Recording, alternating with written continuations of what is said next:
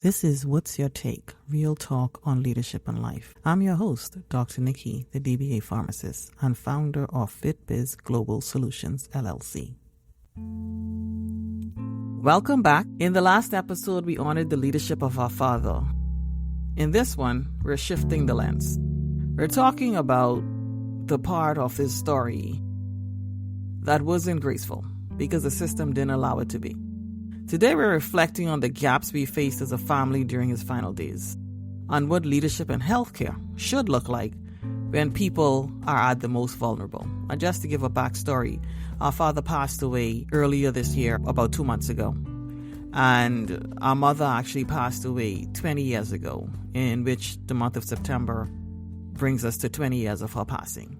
And so this has been, quite an emotional time for us. Which is going to bring me into segment 1, which is the emotional weight of the unknown. And I'm joined here again by my siblings, Al and Xander, or Z. And we're just going to reflect on this time and discuss when families are left without a map. So I'm going to pass it on to Al. Let's talk about that time.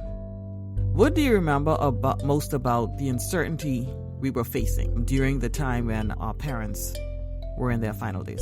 Yes. What I remember most about the uncertainty is silence. Yeah. Silence in not being able to get a clear answer of what's wrong. What are the next steps? There's no clear indication from, I know even though they probably try their best, from the medical field in what is wrong and how do we go from here? How did we even get to this point in time? How can we detect? How can we give any type of assurances that we'll be able to make this better the next time? And so it's really that silence. And even now, that silence speaks so loudly to, the unknown and a need to search for answers. And really and truly, in those times, families, we don't need perfection. We don't need you to have all the answers. We just need presence. We just need you to say, someone to say, this is what's going on. And I do understand that we live in a world where if we say something, that will be held against us, and maybe that may be the reason nobody wants to say anything, for fear of, those words were said, those were spoken, it was not entirely correct, and everybody's holding you accountable for that. What we needed to hear from, I would say, generalizing calling providers, whether it be medical or whomever, and that's, here we are, here's what we know, here's what to prepare for, but instead we got a lot of silence, and that silence carried more weight than the illness itself. I reflect back, and this is what hits so hard, both parents died from cancer, mom from breast cancer, dad from bladder cancer. Was that from maybe not drinking enough water? Was it like, you didn't move water around? Was there not enough circulation going on? Because could that have been the reason? The jury's still out on breast cancer and what causes those issues. Is it in the food that we eat? There's so many things that are out there that makes you just wonder, and that's really, you just want answers. Each of us, I think that left, and still does. You feel that heaviness, and it's really about, and again, it's really about just helping people, guiding them through fear and confusion. And in some cases, some families may not have the benefit of maybe a scientific background or knowing some way to maneuver and trying to understand the conditions that exist. And I know when passed away, we did not have a good, clear understanding about cancer, right? In terms of really how do you treat, what are all the options that exist?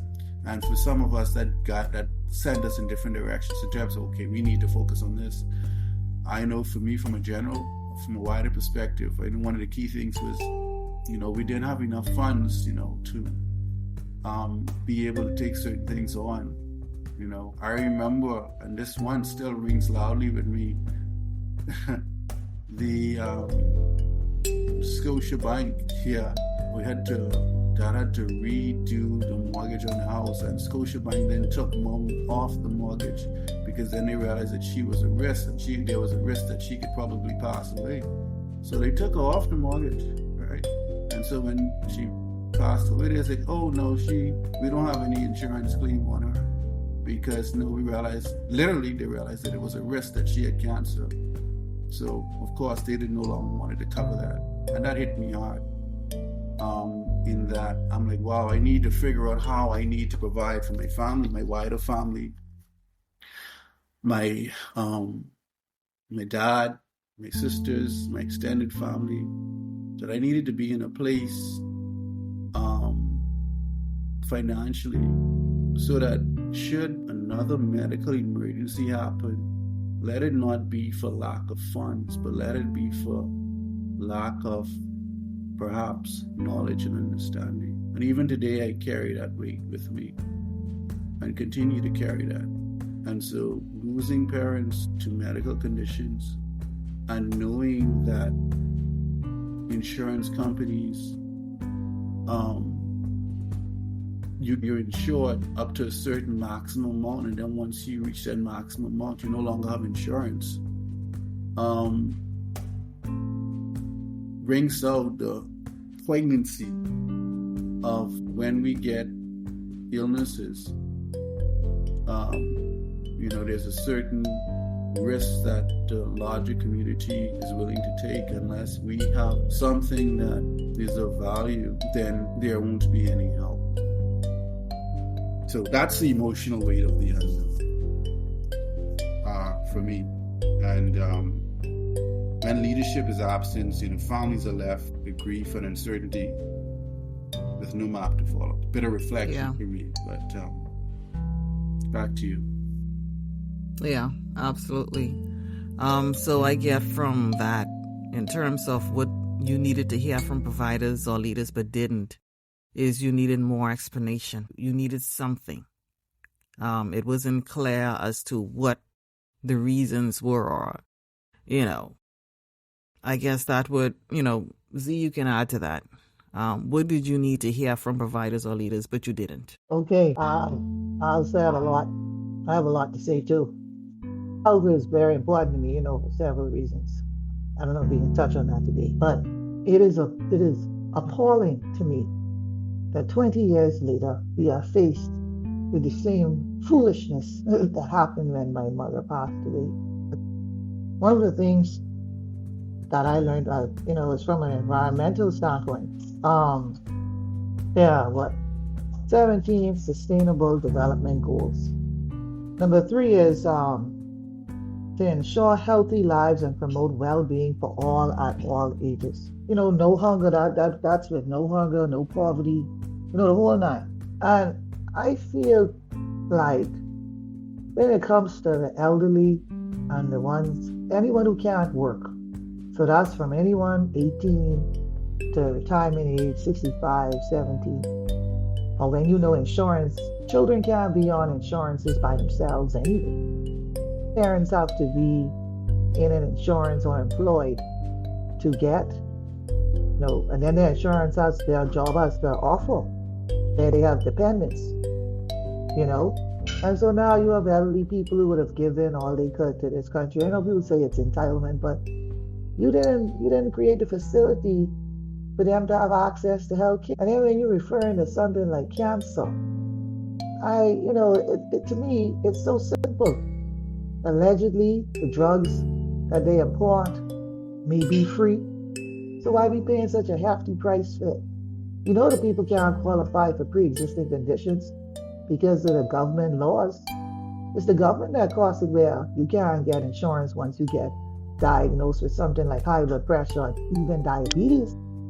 And you know that's inside the family. But even so, even with insurance, people have to come up with a copay that is so high, so astronomical. These people are on pension. How are you supposed to afford that? So now, like I remember years ago when Mommy was alive, the American Cancer Society would have on TV, don't let cancer get in your finances. But I didn't understand it until it happened. No matter how you try, you watching your family, I understand death is a part of life. Death is as natural as being born. Live we may, but die we must, right? And even so, the transition to the afterlife could be so much less painful if, like Al said, you knew what was going on. You knew the way forward. You knew what to do. Like, still to this day, you're still guessing 20 years later where to go for help, what to do. They've been doing research on cancer research before we were born. And so I'm very, very frustrated and annoyed. And then, your parents, sometimes a lot of parents, they just give up, like, oh gosh, yeah, I can just die. Like, you don't want to accept that. I doubt my child will want to accept that when my time comes. You know what I mean? She want to fight until I die. Nobody happy when their parents die, And so that uncertainty it's just sickening, because I feel that every human has an inalienable right to health care. How you expect to grow a population and be productive if your population dying? Doesn't make much sense to me. Yeah, I agree. And I think that's a global challenge. I see it in the developing world. I see it in the quote-unquote developed world. The healthcare burden is a lot. I think healthcare leaders, they need to probably do more in terms of maybe educating the public on advocating for better healthcare measures in every government, because it's a global problem. I mean, right now we're talking about the Bahamas, but in the United States, in the United Kingdom, where we lived as well, they have more of a unified or national health system, but that still has struggles. They all do. I can say it's a one-size-fits-all for anything. I just think that people need to advocate for better health care across the board. And it needs to start with individuals. It needs to start with you caring for somebody. Don't think because you have better health insurance, you shouldn't care about the person that doesn't have health insurance.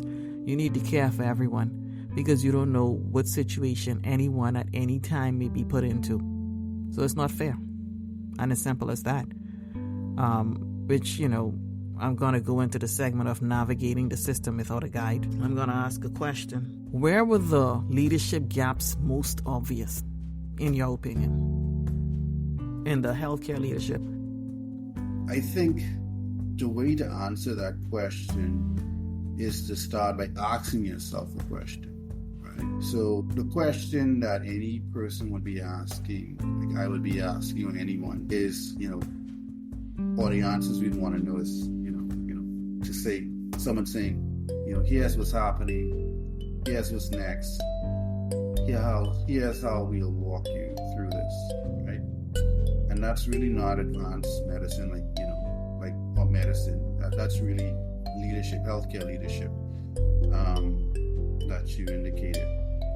So the first thing, if we ask ourselves, here's what's happening, that has to start with the persons who are directly in care, meaning the persons that you see on a day-to-day basis. So it would be obviously the nurses on staff.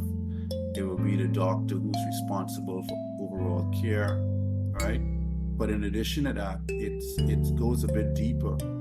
It's really collaboration. It comes down to communication, right? It's effective communication. And what does that mean? That means that the nurses and the doctors need to be communicating. They need to be able to update each other. But in addition to that, they need to be understanding what is the patient going through. So what's the first gap? The first gap, if we look at and this is going to be personal for me, all right? If we look at the first gap at the hospital, you can't have patients coming in and have no idea of what their condition is or their history, etc. and that needs to be available in real time. So the first gap is, some electronic information. It needs to be real time. It needs to be updated. It needs to be readily available, right? Just like we order stuff off Amazon and we expect a certain thing. So we get it in the service when we have to buy stuff or for a company, right? Which is for leisure. But when we now talk to health, which is life or death situation, we can have instant updates in terms of what's happening, right? And to me, this is a simple process yet complicated. What do I mean by that? Of course, in the healthcare profession, that data needs to in fact be secure. You need to ensure that only the persons who should be seeing that information can see it. All right. So, what that then means is in the hospitals, as a patient come in, and this is a solution. This is maybe a recommended solution. As the patient comes in, the patient is scanned in real time. This is what's happening. That information is inputted, and as the information is inputted, that database is linked to maybe the hospital's mainframe, whether it be in the cloud, so that information can be easily pulled down and retrieved. So that in that event, when my father went into the hospital, when my mother went into the hospital, immediately the doctor would have been notified, hey, this is what's up. This person's coming in, because every minute counts, right? Every 5 minutes, 10 minutes, that's a huge difference. That's the difference between life and death. And if that information comes in and people are notified in real time, then we're able to do more. So what needs to really happen is the gap in communication between doctors and nurses, so that persons who are to be receiving care can get care in real time. And we just need to look at the difference between maybe public hospitals and look at private hospitals. And if we see where there's a difference in care, we need to simply ask ourselves one question: what is the rate of communication in terms of when that person's come into the hospital for care to when other persons are notified? And I think that'll give us a good barometer in terms of what healthcare should look like. Yeah, so what you're describing is a systemic breakdown in communication, and you're also describing a more modern electronic health record system that is available some places, but probably needs to be more mainline in the Bahamas. No, it's an absolute breakdown in systemic. Systemic communication is an absolute breakdown there. Yeah. And until we address those issues, unfortunately, this challenge in healthcare leadership will persist. Yeah. And Xander, do you remember who we were relying on for that information? Did they show up at all? You mean with regards to the medical history? No, just generally when, having to deal with knowing and trying to navigate the system without a guide. Like, who were we relying on? I do remember, when being in the hospital, with our parents, it was very difficult to get information. Even Dad said he didn't have the information and he was the patient. Yes. Okay, so yeah. You want the truth, you want the good part or the bad part? Well, what we call this is, what's your take? Real talk on leadership and life. So you say what you want to say that's going to be shared with whoever listens to this. So several times, and once again, like Al said, this is personal, but not emotional, right? The reality, the fact is, many times I call the hospital, the doctor wasn't there. Apparently something may have happened where the nurses can't say what's going on anymore. I think back in the day, even when Mommy was alive, nurses used to be able to say more. I don't know what happened. That's just my take. I could be wrong. Maybe it was always that way. But we used to be able to get information a little easier back then. Also, you would see the doctor. Now you have to, I don't know, just happen to be around 2 a.m. in the morning if you're going to see a doctor now. It's very rare. Only time they call is when it was on the decline. That's the only time you can hear from them all the time. But regularly, you can't hear from them. My problem with the hospital be it private or public, is they don't triage the patients properly. You know, Daddy went in, several emergencies. They put him on the urology team. They don't have an oncology team in the hospital. I could be wrong, but he was never assigned to an oncology team, even though he had cancer. So that was kind of weird. I thought that cancer would take precedence over anything else that you may have. It should. Okay, well, yeah, and also in terms of communication, they have their EHRs. Uh, what they have the record system, whichever you call it. They have Yeah, that. the electronic health record system. Yeah, they have that. That's not the problem. That's not the only issue. The issue is they don't refer people. Okay, I feel physicians need to be real. If you have a patient who has a disease that is more detriment than the previous disease they may have, you shouldn't see that patient no more. That patient should only be seen by the physician who has to treat the more serious disease. So I don't know if they need laws and policies, legislation to ensure that that does not happen. But the way things are being done is putting the patient at risk. If the patient knows for a fact that the other doctor will not see them because they cannot treat them until this treatment has been completed, they would have no other cause but to go where they're supposed to go for treatment. They don't do proper referrals. They don't communicate with each other. Whenever my daughter had to go for surgery, the doctor in the US always talk to the doctor here, and they communicate back and forth, even when she's having surgery, post-surgery, because when she comes back here, she's handed back off to the doctor who is here in the country. So I don't understand the situation here where the doctor's taking on the patient when they know they can't treat what the patient really has. I got a problem with that. You understand? Yeah, So I can see that. yeah, so the communication there's incorrect communication, there's incorrect handoff, and they ain't triaging the patient properly, private and public. But I agree with Al, where it should be a system whereby these patients are under your. I don't know if there's sufficient. You take full responsibility for the patients, and what I mean is, you should be following your patients throughout their entire journey. This is my patient. I know this my patient because they are assigned to me. If something happens to them, all doctors have access to the confidentiality to your records. They have access to that. So there's nothing wrong with them getting pinged to say, "Oh, Alexander just showed up in the hospital, Doctor So and So. Oh, are you aware? These are the symptoms she is presented with." All the doctors who I go to should have access to that information. I already see them anyway. They ain't breaking no HIPAA laws. So Yeah. You wanted to chime in?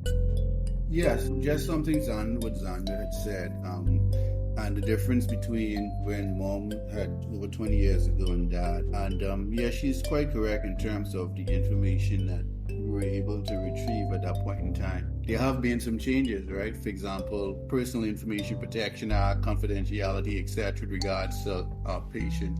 So what has improved is the communication and the ability to withhold information, okay? That has improved very much to the detriment of the patient and the families of the patient, unfortunately. Because, if a nurse, a doctor, or administrator just shown up with presence, even for just 5 minutes, it would have changed everything. A steady voice in a storm doesn't erase the real grief, but it gives families something to hold on to. That would be something even now that you would remember that, hey, this person, in a time like this, what would have been remembered is the one person who would have come and said, "Listen, guys, this is what's going on with your dad," right?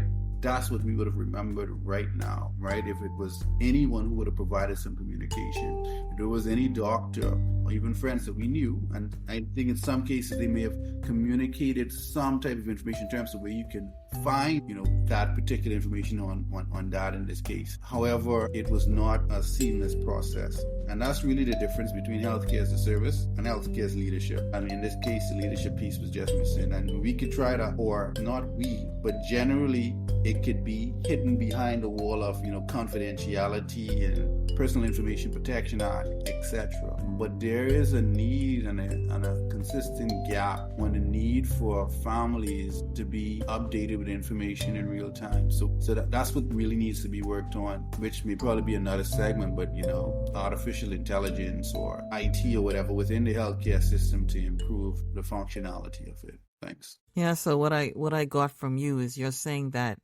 these are the ways that leadership could have made a difference. If someone stepped in, for example, they could have looked at things like how a family or what a family needs in that moment that, unfortunately for us, we didn't really get. So I'm getting compassion, communication, more empathy, proactive planning. Those are the things we're saying that could have changed the experience, right? Absolutely. Yeah. So I'm gonna ask in the final segment, what we'd say to healthcare leaders. Okay. So if we had some healthcare leaders listening from a facility, I'm gonna stick with the Bahamas because this is where this happened with our parents. If a healthcare leader was listening to this episode right now, what would you want them to understand, and how can they lead better when families are in crisis? So a bit of a two-part. Number one, show up with compassion. If you just nailed it, you said compassion, empathy. You need to show up with that. Like, you need to start with that. Number two, you got to lead with clarity, right? It has to be very clear. You need to be clear. You need to understand what is going on. And so whatever tools are required in order for you to lead with clarity, those are things that should be worked on or being worked on right now. Communicate consistently is number three. It can't be sporadic, You have to, just like how we timetable things. If we have a patient, we need to be like, what? I got this new, I guess in the healthcare industry, we call it case. For this particular case, I need to update this family every 24 hours, every 12 hours. I need to make sure and I need to check it off. Yep, that I've done that. And never let silence replace presence. Yeah, that was good reflection. See, you have anything to add to that? Oh, that was a really good reflection. You can ask me a question again. Yeah, I will. So we're talking about what we'd say to healthcare leaders. So if a healthcare leader was listening to this episode right now, what would you want them to understand? And how can they lead better when families are in crisis? I'll say it best with compassion. That's true. I think they actually need a plan. They need to have clear SOPs. I don't think the standard operating procedures are clear as to how they deal with patients and their families. I understand that a lot of these things that they're adults. It's easier when they're children, when you're a parent dealing with a child, because you have to have access to their records or whatever. But if you expect children to be able to assist their parents, something has to, and you calling them to find out where's the parent, or, can you help the parent? They want you to pay the bill, but they don't want you to tell you what's going on with the parent. I don't know how they could fix that, to be honest with you. I think leaders need to make it possible for healthcare to be more accessible, especially to elderly people. Because right now, if you don't have like thousands of dollars saved, tens of thousands, people just kind of accept their fate. And also, I feel there needs to be a more holistic approach to healthcare. If you realize that death is impending, maybe you should allow for people like therapists or psychologists to come in and meet with the patient to discuss things so that they could be more at peace. Some things, yes, clergymen can assist with. Some things are just way more psychological. So, yeah, I wish they could have a more holistic approach to healthcare. Okay. Al, you wanted to chime in on that? Yeah, no, I think Z said a very important point, and I think for a wider communication or extended one, Dr. Nikki, is something that needs to be looked at. And what Z said is this, you expect us to pay the bills. So it's very simple. Paying bills gives access to records and letting me know what's happening. You see, because that's the difference between when you have a child that you're responsible for, right? You bringing in your child, I have access to the medical records, I paying the bill, fine. But now you have a parent and they now want persons to sign off, hey, we need somebody else to pay. Well, no, you can't get or expect me to pay, and you ain't telling me what's going on in terms of the record. Like, if you don't want to tell me what's going on, you need to go find someone else to pay the bill. Don't come to me looking for no money. Don't come to me looking to how you're going to settle this bill. Because if I'm paying a bill and you see me on that card or on that payment process, you absolutely know who you can get information to. Because if it's Dr. Nikki on that bill, then that's who you give access to the records. It's very simple. No rocket science to this. Yeah, so basically we're saying that they need to have it more accessible for patients, especially elderly parents, to be able to share their information or give access to the information about their health care to their children, basically. And it's not that it doesn't exist. What we're saying is that process is not very accessible. So either they need to educate more or they need to put more laws in place, like Z said, standard operating procedures, whatever it takes. Because, especially elderly parents, I'm going to, focus on that one because elderly parents, unfortunately, it's more like a child state, especially if they are terminally ill. Yeah. The key point, Dr. Nikki, is if I pay bills, I have access to records, and that goes for anyone. That's it, Very and that's simple. all. That's it, and that's all. I pay the bill, I have access to records. Done. That's it. Yep. Right? Yep. And that's real talk. Okay. I mean, with spouses, it's clear. Yeah. It's clear. Yeah. So why are you acting funny and hazy when it comes to children and their parents? Yep. Yep. Like to me, it costs too much bottleneck, and then you carrying it. Like if I know what your procedures are, as soon as I walk in the door, I'll know what I up against, and I'll know if this is the practice I want to deal with. This may not be the practice I want to deal with. Maybe I won't go to the next physician. You understand what I'm saying? So Totally get it. Something needs to be done because I hear too many people with similar stories. Yeah. And the population is aging. People aren't having as much children. It's aging. Yeah, So which means we need to focus more on the aging parent. Yes. Yeah. Absolutely. Well, grief is hard enough, but navigating it without a map is something no family should face. To everyone listening, whether you've lived this, are living it, or lead people through it, our message is simple. Show up. Say something. Lead with presence. But silence is not leadership, and families deserve better. This is your host, Dr. Nikki, the DBA pharmacist, and this is What's Your Take? Real talk on leadership and life. Thank you so much, and see you next time.